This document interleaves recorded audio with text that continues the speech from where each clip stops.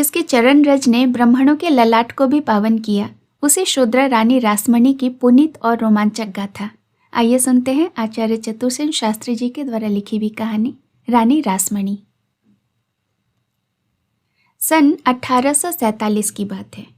उन दिनों कलकत्ता के दक्षिण अंचल में जान बाजार नाम की एक बस्ती थी।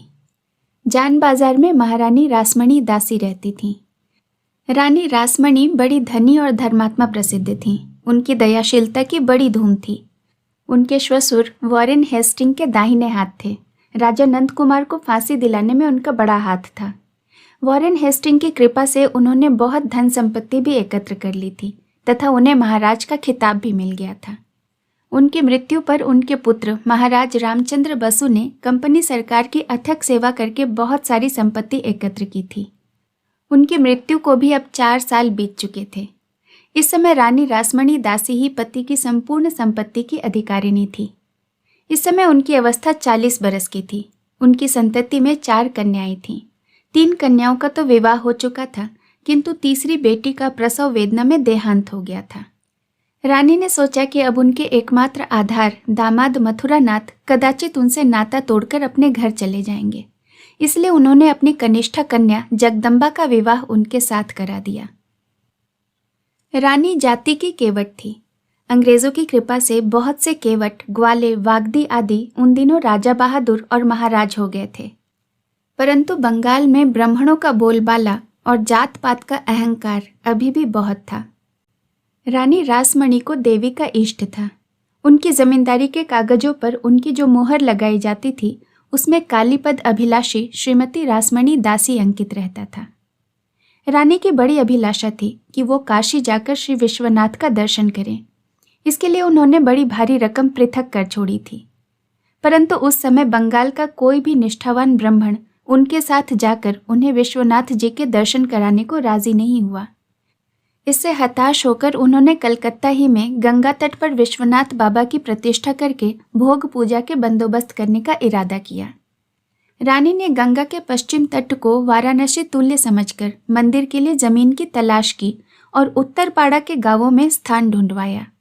वे उचित से अधिक मूल्य देने को भी राजी हो गईं, परंतु वहां के जमींदारों ने यह कहकर जमीन बेचने से इनकार कर दिया कि हम लोग अपने इलाके में केवट के धन से बने घाट पर पैर न रखेंगे। तब लाचार होकर रानी को दूसरे किनारे पर दक्षिणेश्वर में ही जमीन लेनी पड़ी। जमीन पर भव्य मंदिर बनने लगा, बगीचा भी लगने लगा। कई सालों तक काम चला। अभी बहुत कुछ काम शेष ही था कि रानी ने अपने जीवन की क्षणभंगुरता पर विचार करके प्रथम देवता की प्रतिष्ठा करने का निश्चय किया। किंतु वे जाति की केवट थीं, इसीलिए प्रतिष्ठा और पूजा के लिए कोई ब्राह्मण नहीं मिला। बड़ी दौड़ धूप और मिन्नत चिरौरी करने से झामा पुकर की पाठशाला के पंडित जी ने यह व्यवस्था की कि यदि रानी प्रतिष्ठा से पहले देवालय और संपत्ति किसी ब्राह्मण को दान में दे दें, फिर वह ब्राह्मण मंदिर की प्रतिष्ठा करा के भोग राय की व्यवस्था कर दे, तो शास्त्र की मर्यादा भी रह जाएगी और मंदिर में ब्राह्मण आदि उच्च वर्ण के लोगों को प्रसाद ग्रहण करने में कोई दोष भी न लगेगा। निरुपाय रानी ने अपने कुलगुरु को वह मंदिर और संपत्ति दान कर दी और उनकी अनुमति से उनकी कर्मचारी की हैसियत से मंदिर निर्माण तथा प्रतिष्ठा का प्रबंध करने लगी। परंतु इतने पर भी बंगाल के पंडितों का विरोध कम न हुआ। उन्होंने कहा, शास्त्र विरुद्धता की कठिनाई तो दूर हो गई, परंतु फिर भी कोई ब्राह्मण यहाँ न आएगा। निदान कोई भी ब्राह्मण शूद्र द्वारा प्रतिष्ठित देवी देवता को हाथ जोड़ने तथा पूजा करने को राजी नहीं हुआ। रानी के गुरुवंशों को भी दूसरे ब्राह्मण एक प्रकार से शूद्र ही मानते थे।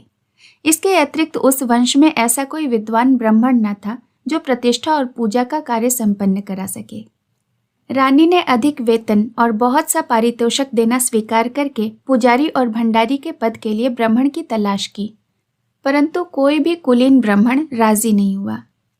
बड़ी कठिनाई से अपनी पद वृद्धि की प्राशा से रानी की कचहरी के कारकुन महेश चंद्र चट्टोपाध्याय ने अपने बड़े भाई क्षेत्रनाथ को राधा गोविंद की मूर्ति की पूजा के लिए नियत किया, किंतु काली की पूजा करने के लिए पुजारी नहीं मिला।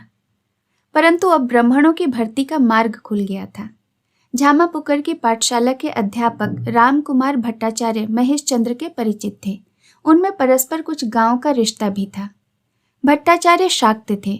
उन्होंने कभी कभी चोरी छिपे कलकत्ता के कायस्थों के यहाँ पुजारी का काम भी किया था, परंतु भरोसा न था कि वह शूद्र रानी के यहाँ आकर भी काम स्वीकार कर लेंगे।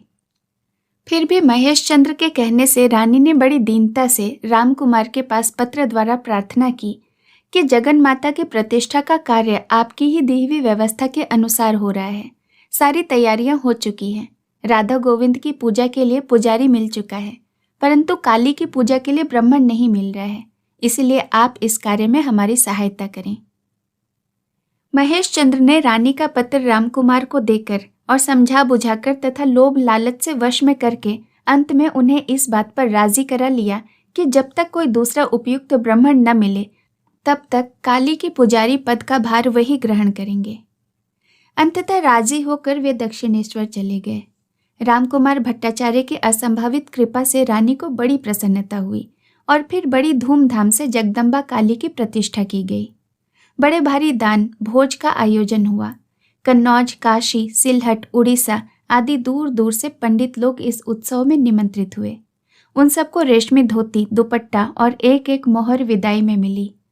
अनगिनत अतिथि, अभ्यागत और दीन दुखी जनों को रानी ने मुक्त हस्त दान किया। मंदिर बनवाने और प्रतिष्ठा कराने में रानी ने 6 लाख रुपया खर्च किया और 2,26,000 में त्रैलोक्यनाथ ठाकुर से उनका दिनाजपुर जिले का इलाका खरीदकर राग भोग के लिए मंदिर को दे दिया।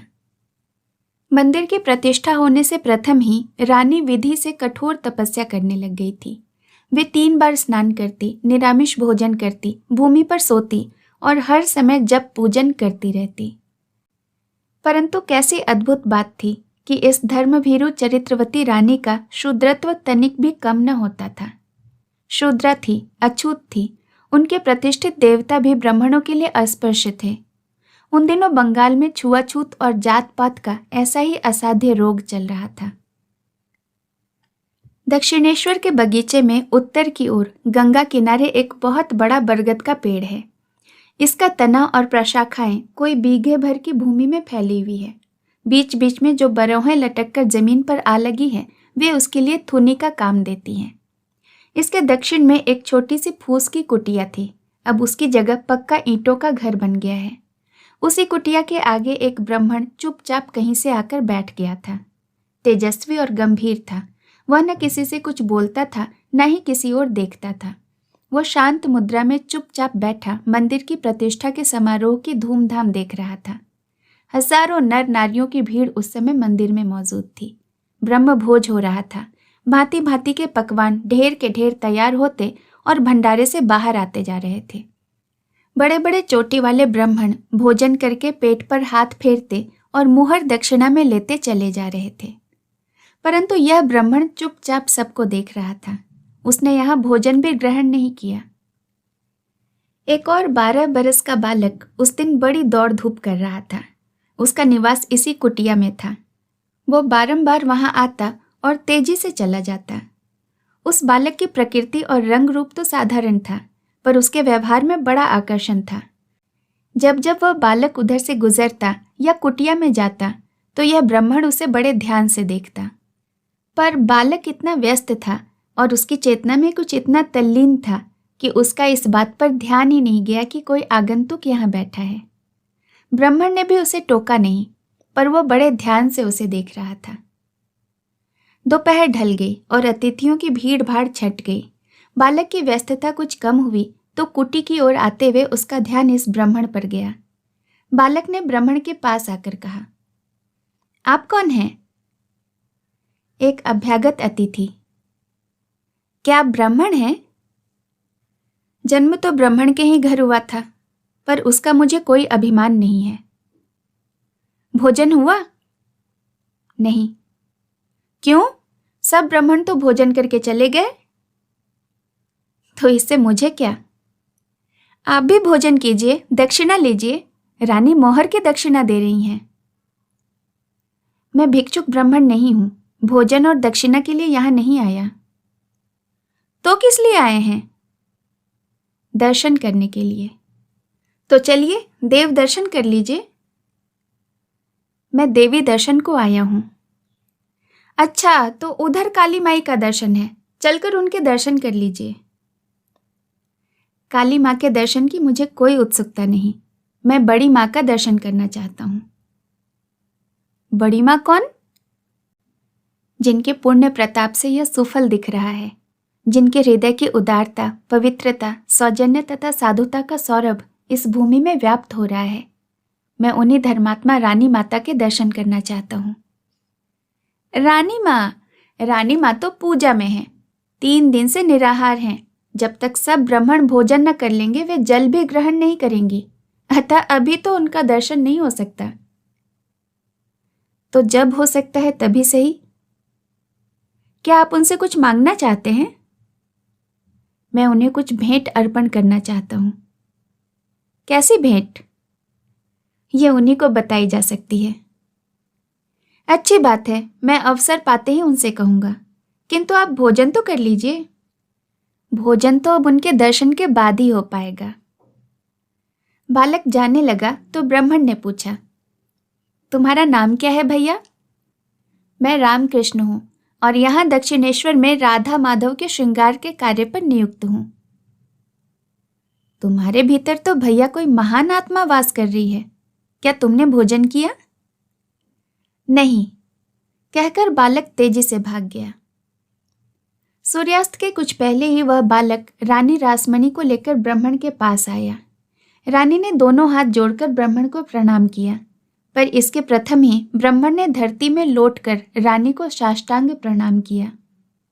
रानी ने दोनों कानों पर हाथ धरकर कहा, यह आपने क्या किया देवता? मैं तो शूद्रा हूँ, अस्पृश्य हूँ। आपने मुझे प्रणाम किया, मुझ पर पातक चढ़ाया। आप दिव्य रूपा हैं, सर्व मनुष्यों में श्रेष्ठ और पूज्य। आपके दर्शन से तो मनुष्य को मुक्ति मिल सकती है। मैं प्रातः काल से ही आपके दर्शन की अभिलाषा में यहाँ बैठा हूँ। आपने भोजन नहीं किया? नहीं। तो भोजन कीजिए ना। आप अपने हाथ से रांध कर भात दें तो भोजन कर सकता हूँ। किंतु यह कैसे हो सकता है? मैं जाति की केवट हूँ। तो इससे क्या, मैं ब्राह्मण हूँ, परंतु जो आत्मा मेरे अंदर वास करती है वही आपके अंदर भी है। भेद सिर्फ इतना है कि आप धर्मात्मा और पवित्र हैं और मैं अधम हूँ। शिव शिव, आप ये कैसी बातें करते हैं? आप तो ब्राह्मण हैं। ब्राह्मण तो सदा सत्य बोलता है ना। मैंने भी सत्य ही कहा है। मैंने आपके संबंध में बहुत सारी बातें सुनी हैं। ब्राह्मणों ने आपका कितना तिरस्कार किया यह भी सुना है। जाति अभिमान में ये मूढ़ अच्छे और बुरे, धर्म और अधर्म का विचार भी खो बैठे हैं। फिरंगी लोग इनके सिर पर पैर रखकर जो शासन कर रहे हैं, वहां तो इन ब्राह्मणों की चाल नहीं चलती। उन्हें माई बाप बनाते इनको लज्जा नहीं आती। जिस दिन नैष्ठिक ब्राह्मण नंद कुमार को कलकत्ता में फांसी दी गई, तब ये ब्राह्मण और इनके शास्त्र कहाँ चले गए थे? इन्होंने श्राप देकर अंग्रेजों को भस्म क्यों नहीं कर दिया? ये ढोंगी, पाखंडी, मूर्ख, घमंडी ब्राह्मण एक धर्मात्मा रानी की नहीं, देवता का भी तिरस्कार करते नहीं शर्माए? आप जाति से शूद्र हैं, इसीलिए आपके द्वारा प्रतिष्ठित देवता का ये पूजन नमन भी नहीं करेंगे। मैं चाहता हूं कि इन सब ब्राह्मणों को गोली से उड़ा दूं और हिंदू धर्म को इनकी दास्ता से मुक्त करा दूं। रानी ने हाथ जोड़कर कहा, आप तेजस्वी ब्राह्मण हैं, जो चाहे कहें, पर मैं तो स्त्री हूँ, शूद्र हूँ, असहाय हूँ। मैं कुछ नहीं कह सकती। मैं तो यही समझती हूँ कि मेरा पुण्य सफल हो गया, देवता की प्रतिष्ठा हो गई और मेरा धन सत्कर्म में लग गया।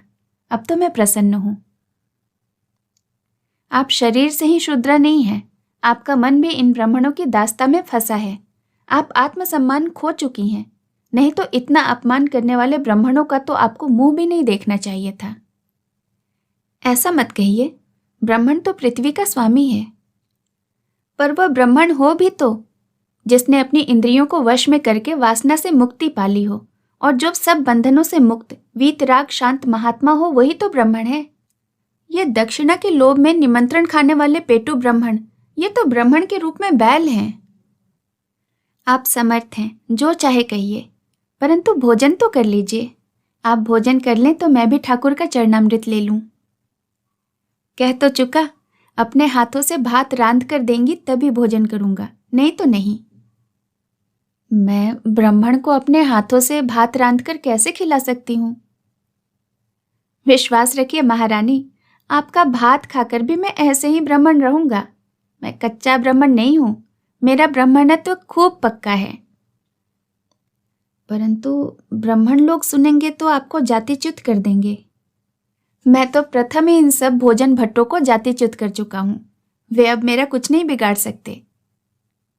मैं ब्राह्मण के हाथों से पृथक भोजन आपके लिए बनवा देती हूं। ब्राह्मण के हाथ का भात तो मैं खाऊंगा नहीं, आपके ही हाथ का भात खाऊंगा। आप मातृ स्वरूपा हैं, जगधात्री स्वरूप हैं, तन मन से शुद्ध। आपके हाथ का भात खाकर मैं उन सब ब्राह्मणों के कुकृत्य का परिशोध करूंगा जिन्होंने शूद्र कहकर आपका अपमान किया है। तो फिर मेरे महल में पधारिए। ना, यहीं भात रांधिए, यहीं सब ब्राह्मणों के सामने खाऊंगा। रानी ने फिर आग्रह नहीं किया। उसने बालक से कहा, रामकृष्ण भैया, तो इसी वट वृक्ष के नीचे सब सामग्री जुटा दे, मैं अभी गंगा स्नान करके आती हूं। बालक ने आनंद तिरेक से ताली पीट कर कहा, मां, मैं भी तुम्हारा भात खाऊंगा। रानी ने जवाब नहीं दिया। वो आंचल से आंखें पोंछती हुई घाट की ओर चली गई। बालक भी तेजी से भंडारे की ओर चला। ब्राह्मण पत्थर की मूर्ति की भांति बैठा ही रहा। आग की भांति सर्वत्र दक्षिणेश्वर में यह खबर फैल गई कि एक ब्राह्मण शूद्रा रानी के हाथ का भात खाएगा। रानी उसके लिए भात रांध रही है। नैष्टिक ब्राह्मण भीत चकित होकर एक दूसरे को देखने लगे। उनका अभिप्राय यह था कि घोर कलयुग आ गया है, अब धर्म नहीं बच सकता। बहुत ब्राह्मण वटवृक्ष के नीचे जमा हो गए जहां रानी भात रांध रही थी, और वह ब्राह्मण पत्थर की मूर्ति की भांति निश्चल बैठा था। एक ब्राह्मण ने कहा, तुम ब्राह्मणों के चमार? मैं ब्राह्मण हूं। कौन ब्राह्मण हो? पांडे हूं, 20 विश्व का। नाम क्या है तुम्हारा? गोपाल पांडे नाम है मेरा। काम क्या करते हो? पाखंड और अत्याचार का विरोध करता हूं। रहते कहाँ हो? 12 बरस से देश भर में घूम रहा हूं। तो तुम शूद्रा के हाथ का भात क्यों खाते हो? मैं साक्षात जगधात्री अन्नपूर्णा के हाथ का भात खा रहा हूं। इससे मेरा और सब ब्राह्मणों का भी कल्याण होगा। तो तुम चमार हो? चमार तो वे हैं जो चमड़े की परख कर जाति का पता लगा लेते हैं। और तुम? मैं तो ब्रह्म ज्ञानी हूं। मैं ब्रह्म की एकता को जानता हूं। विवाद होता रहा और ब्राह्मण शांत भाव से उन सभी प्रश्नों का उत्तर देता रहा। उसने राम और शिव के उदाहरण दिए, धर्मास्त्र और महाभारत के प्रमाण दिए और जात पात की कट्टरता का पूरा विरोध किया। अंत में केले के पत्ते पर रानी ने भात परसा। ब्राह्मणों को देखते ही देखते वह बालक भी भात खाने आ बैठा। राधा माधव के श्रृंगारकर्ता को रानी के हाथ का भात खाते देखकर ब्राह्मण बौखला गए। वे बड़ी देर तक तर्जन गर्जन करते रहे और फिर चले गए। ब्राह्मण ने भोजन करके कहा, बस माँ, अब मैं जाऊंगा। आपसे एक अनुरोध करता हूं, मानेंगी? आप जो कहेंगे मैं वही करूंगी। तो सुनिए, बारकपुर की छावनी में जो बड़े साहब हैं, कमांडिंग जनरल, उनकी स्त्री का नाम शुभदा देवी है। वो एक ब्राह्मण कन्या है। आप ही की भांति बड़ी निष्ठा वाली स्त्री हैं। भारत में शीघ्र ही एक उत्पात मचेगा। एक ज्वालामुखी का विस्फोट होगा जिसमें सब अंग्रेज फिरंगी भस्म हो जाएंगे। मेरा आपसे अनुरोध है कि आप जाकर उनसे मिलें, उन्हें अपनी सखी और मित्र बनाएं और विपत्ति के समय उन्हें अपने यहाँ रक्षण दें। मैंने उन्हें सौभाग्यवती होने का आशीर्वाद दिया है। मेरे इस आशीर्वाद को आप सफल कीजिए। संभव है मैं उस समय तक उन तक न पहुंच सकूं, इसीलिए यह भार आपको सौंपता हूं। इतना कहकर वह ब्राह्मण तेजी से वहां से चल दिया। उसने मुंह फेर कर भी नहीं देखा। रानी एक मुहूर्त तक उसकी ओर देखती रही जिस ओर वह अद्भुत ब्राह्मण गया था। जान बाजार की रानी रासमणी मुलाकात के लिए आई है, यह सूचना पाते ही शुभदा एक बारगी व्यस्त हो उठी और बंगले के बाहर चली आई। बाहर आकर देखा कि एक बहुमूल्य कमखाब से ढकी एक पालकी सहन में लगी थी और लकदक सुनहरी पोशाक पहने 8 कहार उसकी बगल में खड़े थे। उनके पीछे 15-20 सवार बंदूकें लिए लाल और हरी बनात के अंगे पहने साफे बांधकर खड़े थे। सहन के बाहर मैदान में एक हाथी सुनहरी झूल से सुसज्जित सूंड हिला रहा था। फाटक से सटकर रानी के दीवान महेश चंद्र चट्टोपाध्याय मूल्यवान रेशमी चादर कंधे पर डाले खड़े थे। उनके पीछे 8 बहेंगी रखी थी। उन पर बहुत से थाल, झाबे, भौर और संदूक थे। थालों और झाबों में मिठाइयाँ, पकवान और बक्सों में कीमती वस्त्र भरे थे। शुभदा देवी को देखते ही रानी रासमणी पालकी से निकल आईं। उन्होंने शुभदा की चरण रज ली। शुभदा देवी ने उन्हें रोक कर कहा, ये आप क्या कर रही हैं? रानी ने हंसते हुए कहा, आप उम्र में मेरी बेटी के बराबर हैं, पर आप ब्राह्मण की बेटी हैं और मैं शूद्र हूँ। आपकी चरण रज लेना मेरा धर्म है। मैं जान बाजार की रानी रासमणी हूँ। आपके पिता का गांव मेरी ही जमींदारी में है। आपके पिता मेरे पति के विद्या गुरु थे। आपके संबंध में बहुत दिनों से सुना था, पर आप यहाँ हैं यह नहीं जानती थी। जब जाना तो दर्शन करने चली आई। मेरा बड़ा भाग्य जो आपने दर्शन दिए, बड़ी कृपा की आपने। आपका शुभ नाम और धवल यश तो मैं सुन ही चुकी हूँ। आप तो पुण्य दर्शना है। दक्षिणेश्वर भी मैं देख आई हूँ। बड़ा सुंदर देवधाम बनाया है आपने। किंतु आप मुझे बेटी कहती हैं, फिर भी आप कहकर क्यों बुलाती हैं? तथा दर्शन करने आई हैं यह क्यों? दर्शन देने आई हैं यह क्यों नहीं कहती? रानी ने हंसकर शुभदा देवी की ठोडी अंगुली से छूकर अंगुलियों के पोर चूम कर कहा, अच्छा बेटी, तुम कहती हो तो अब आप नहीं कहूंगी। पर तुम ब्राह्मण हो, ब्राह्मण की बेटी हो, हमारी पूज्य हो। ब्राह्मण हूँ और ब्राह्मण की बेटी भी हूँ, पर यह सब ऊंच नीच और जात पात के ढकोसले मैं नहीं मानती। आप तो जानती हैं कि मैं एक क्रिश्चियन अंग्रेज अफसर की पत्नी हूँ। आइए, भीतर आइए। रानी ने भीतर आकर बैठते हुए कहा, अब तो आ ही गई हूँ बेटी, परंतु अनुमति दो, बिटिया के लिए जो कुछ थोड़ा सा फल मूल लाई हूँ उन्हें मंगा लूं। उन्होंने महेश चंद्र को संकेत किया। महेश चंद्र बहेंगियों को लिए वे दलान तक चले आए। इतनी सामग्री देखकर शुभदा देवी हक्का बक्का रह गई। उनके दिल में संदेह हुआ कि जैसी भारतीयों की आदत है, रानी इतनी भारी डाली लेकर किसी मतलब से तो नहीं आई हैं। उन्होंने कहा, आप यह सब क्यों लाई हैं? मेरे पति तो यह स्वीकार नहीं करेंगे। दूसरी बात क्यों सोचती हो बेटी? मैं तुम्हारे पति से बात कर लूंगी। भला वे माँ और बेटी के बीच में क्या बोल सकते हैं? कहाँ है तुम्हारे पति? छावनी में बहुत गड़बड़ी हो गई है। एक सिपाही ने मानसिक संतुलन खो दिया है। उसने अपने अफसरों को मार डाला है और स्वयं भी गोली मारकर आत्मघात करने की चेष्टा की, पर वो मरा नहीं है। आज उसका कोर्ट मार्शल है। मेरे पति वहीं गए हैं। वो सिपाही कौन है? एक ब्राह्मण है, बनारस की ओर का पांडे है कोई। तो बेटी, ब्राह्मण की प्राण रक्षा तो अवश्य होनी चाहिए। तुम्हारे पति भी क्या उसके विरुद्ध हैं? नहीं, वे भरसक उसके जीवन की रक्षा का उपाय करेंगे, परंतु सेना की दशा बहुत खराब है। ये अपड़ मूढ़ सिपाही झूठी सच्ची बातों पर विश्वास करके व्यर्थ ही उत्तेजित हो रहे हैं। सब लोग कहते हैं कि देश में एक ऐसा आंदोलन चल रहा है कि सब अंग्रेजों को मार डाला जाएगा। कारतूस की बात तो आपने सुनी ही होगी। कारतूस की बात कैसी? कि नए कारतूसों में सुअर और गाय की चर्बी लगी है। इस बात की झूठ सच की जांच किए बिना ही सिपाही उत्तेजित हो रहे हैं। कुछ और भी तो कारण हो सकता है बेटी। खैर, मैं तो तुमसे इसी मामले में बात करने आई हूं। क्या आप भी मेरे पति से कोई अनुरोध करेंगी? नहीं बेटी, मैं तुम्ही से बातें करूंगी। तो कहिए ना, क्या आज्ञा है? रानी ने ब्राह्मण पंडित का हवाला देते हुए शुभदा की सुहाग रक्षा के अपने उत्तरदायित्व के संबंध में उससे बात की। बड़ी विचित्र बात है। क्या आप भी उसकी बातों पर विश्वास करती हैं? शुभदा ने पूछा। विश्वास करके ही यहाँ आई हूँ बेटी। मेरा तो वैसे भी तन मन ब्राह्मण की ही सेवा चाकरी के लिए है। मैं तो तुमसे और तुम्हारे पति से यह अनुरोध करने आई हूँ कि यदि भगवान न करे कभी ऐसा दुर्दिन आए तो तुम जान बाजार के महल को अपना ही समझना। मेरे महल में 200 सिपाही हैं और भी आदमी हैं। वहाँ कोई भी तुम्हारा बाल बांका नहीं कर सकेगा। तुम अपने पति और मित्रों के सहित वहाँ आ जाना। आपका आश्वासन और कृपा असाधारण है। मैं अपनी और अपने पति की ओर से आपको धन्यवाद करती हूँ। बेटी होकर माँ को धन्यवाद देती हो? कलियुगी बेटिया हो तुम बेटी।